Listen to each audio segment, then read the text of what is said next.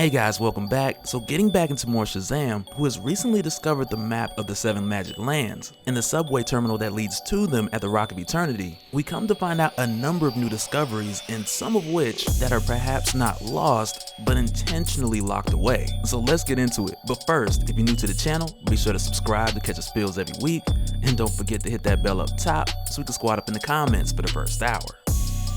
Alright, so picking up where we left off, where the Vasquez family had just celebrated the 1-year anniversary of Billy becoming adopted, to where even though it's been a year, so much has changed. Like from him getting used to the family and growing to be more comfortable with them, then becoming Shazam, and then sharing powers with his brothers and sisters, which he really didn't know he can do until he did it. But throughout this short period of time, Billy really hasn't had the opportunity to master his craft, to master his powers and his abilities, and although he's made some strides, what he's learned to this point throughout this first roughly year, it's only been like the tip of the iceberg. But with him sneaking out with his brothers and sisters, and mainly with the idea of setting up their Shazam team headquarters, if you will. But in the process of doing so, Eugene had actually discovered an entire wall was missing, which leads them to a hidden part of the Rock of Eternity called the Station. And as it turns out, the Station is actually like this magic terminal which can lead you to any of the 7 magic lands, which is set up a lot like Idrisel in Marvel Comics, with Earth being at the center, and then the other realms that branch off from it that can be accessed through the Station, which is like your Bifrost, if you will.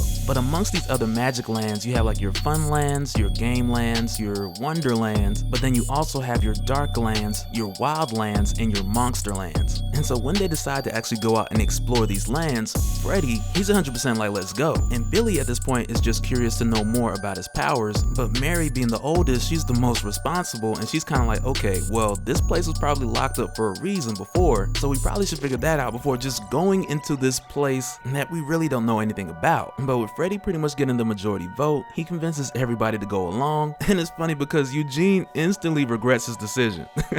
But if I had to say, Eugene and Darla are really like the easier two to convince for Freddy, and not just because they're two of the younger siblings, but mainly because Eugene was like, well, if anything goes wrong, we'll just use our superpowers and we'll be fine. And Darla, she's just all for the fun. She figures, okay, let's go, we'll probably make some friends along the way. But when this subway train arrives, which has like all the magic popcorn and all kind of candy just spilling out from all over the place, it leads them to this door that's shaped like a clown mouth. And when they walk through, they're met with the greeting from this Super Mario / It looking creature, to where if I would have seen him, I would have been like, nope, I don't trust short people who don't blink. Like, I swear, if he tells us that they all float, I'm striking him with lightning, because for whatever reason, I just got the inkling that young Metro don't trust you. So for that reason, neither do I.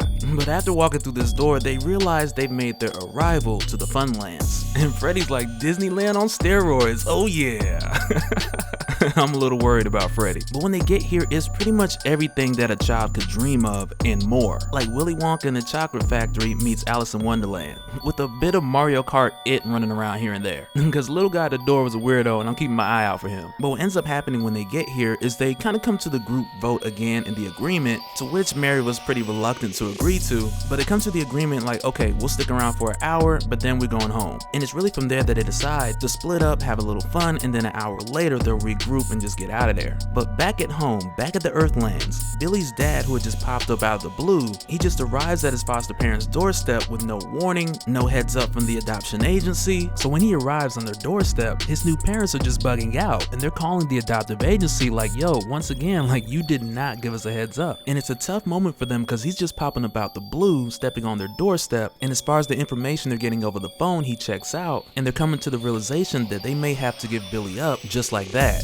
But meanwhile in the Funlands, we get another occurrence that raises a bit of suspicion, because as Billy and Freddy are walking through the park, they see a kid who is being chased down for his 18th birthday, and he is running away from that cake like he does not want to turn 18 for some strange reason. And it raises a bit of suspicion because, one, you really don't see any kids here who are 18 or anywhere close to that age for that matter. So it really raises the suspicion of why is this kid running, and why is he so terrified of turning 18 in the Funlands, and it's not like there's anyone else here 18 or older older that you can just stop and ask, because for whatever reason, everyone who has come to that age, they're nowhere to be found. But shortly after, when this train pulls up, which is driven by your creepy Mario brother, there's a silhouette of a throne on top, to where the person who's sitting on this throne calls out to Billy Batson, to whom he's already aware of who he is, and as it turns out, this is King Kid, ruler of the Funlands. And upon his arrival, he treats Billy and his brothers and sisters like royalty, like he's very nice to them. A little too nice. And he's pulled out all the stops to make them feel welcome, like he is having a feast at their arrival. And just to give you an idea on some of this food, like because this place is magic, the food that is served hot stays hot. Like the Krispy Kreme light stays on 24/7. And like your fudge brownie milkshakes, like the fudge part stays hot and the ice cream stays cold. Like it is ridiculous. And I bet the chicken is like the size of Church's chicken, but it tastes like Boston Market. But as he explains to them, the Funlands is a place for the kids to get away. And according to him, it's like a refuge for children who come from troubled homes, and pretty much like Never Never Land. But my suspicion lies in, why did the kids get older but you don't? And that's why I like Mary, because rather than indulge in all the fun, she has her questions as well. And one of her first questions is like, how do you know about Billy? And King Kid does explain that he knows about the Council of the Wizards, he knows that they've chosen a new champion. And for Darla, who's just completely oblivious, she's like, oh yeah, Billy's the champion and he chose us, and because of that, all we gotta say is the magic word, which is, and Mary covers her mouth. Like, they really don't know this kid, nor how many years, I'm using air quotes, or how many years he's been here to really be sharing with him too much information. And what King Kid tells them is, just like there were 7 wizards, now there should be 7 champions. And with Billy and the others being the 6th, that he wants to be the 7th. But Billy tells him that it doesn't work exactly like that. Like, he can't just give him the power, but he can only share it with someone who he truly feels like in his heart is his family. And King Kid, with great desperation, though trying to hide it, is like, well, what do I need to do for you guys to trust me? But just to go back real quick, and not too far back, just like your New 52 Shazam. But around this time when we were reintroduced to the origin of Shazam, when Billy Batson met the wizard Mammergan, he told Billy, like, your family is what you make it, not what it should be. Or like, it's what you make it to be, not what it should be. Something of that nature. But he also had told Billy, like, that is your secret spell. And as it turned out, that was actually the key to allow Billy to share his powers with his siblings. And from what it appears, it's like this family plan where he has one more slot open. And King Kid is like, man, let me get your Netflix password, man. Like, you got one more slot. You're already paying the $14.99, man. Come on, man. But when Mary tells him that it's no disrespect, we just don't know you like that. So he's like, oh, you don't know me? What? That's no problem? That's no problem. But he tells him his origin story, which is pretty much he was a child from an abusive home. He ran away to where he fell into this strange light, which brought him to this empty land to where he found this magic scepter, which is what he'd used to build the Funlands from the ground up, because with it, anything that he would wish for, it would just appear. But the thing is, you can't just tell somebody your story and just expect them to feel like your family. Like, it doesn't work like that. And when Mary tells them that they need to get back because their parents are probably worried sick, and plus Mary has to get back and study for exams, when King Kid overhears this conversation, with them calling Mary the adult of the group, so on and so forth, and mainly because she's the oldest, she's really 17, about to be 18. But when King Kid hears this, even getting the inkling she's an adult, he sicks his creepazoid minions on them to where these little clowns take Mary to where they all float. And I'm telling you guys, I would have shocked them at the door. Like, we could have avoided all of this, but they're trying to cover their mouths and everything so they can't transform. And because of that, only Billy, Eugene, and Pedro are able to Shazam into their champion form.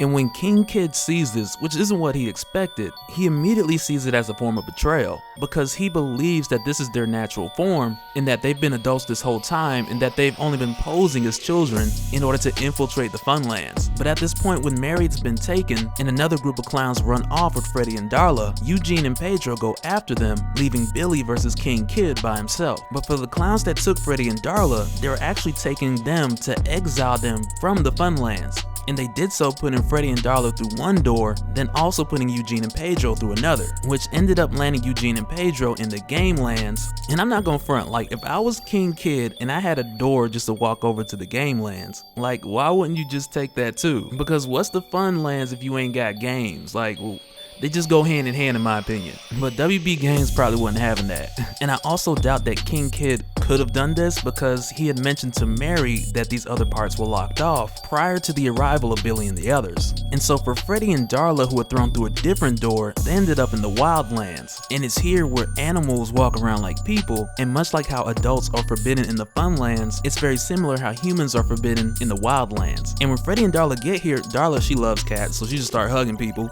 And Freddy's like, no, they don't like us like that. But as it turns out, they end up getting captured because when they both yell Shazam, nothing happens. And as for Eugene and Pedro, who are stuck in the game lands, which is like jumping out of Peter Pan and right into Ready Player One, or the Lawnmower Man for those of you that know the throwback movies. But when they get here, the referees are asking them for ID, which of course they don't have, and forcing them to fight their way out. And for everything they do here, there's like a point system. So running from the referees, you lose points. I think it was like minus 300 points. And there's other things you can do or things you can engage in to gain points as well. But as they leave this area where the referees are like just pressing them for their IDs, and they go around just looking for an exit so they can get back to the others, they find out that the exit fee is 1 million points. And that's the only way to get to the CPU. And the only way to get to there is also going through the Game Master, to whom at this point has like 19 million points. And so apparently this is somebody who wants to be there.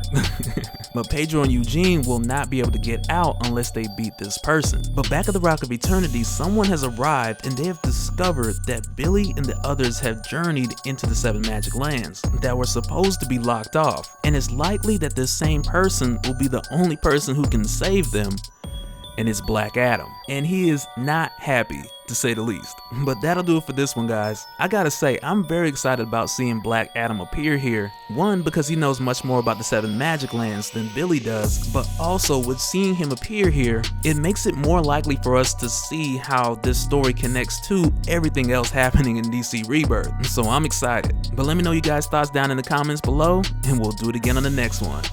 Alright, later.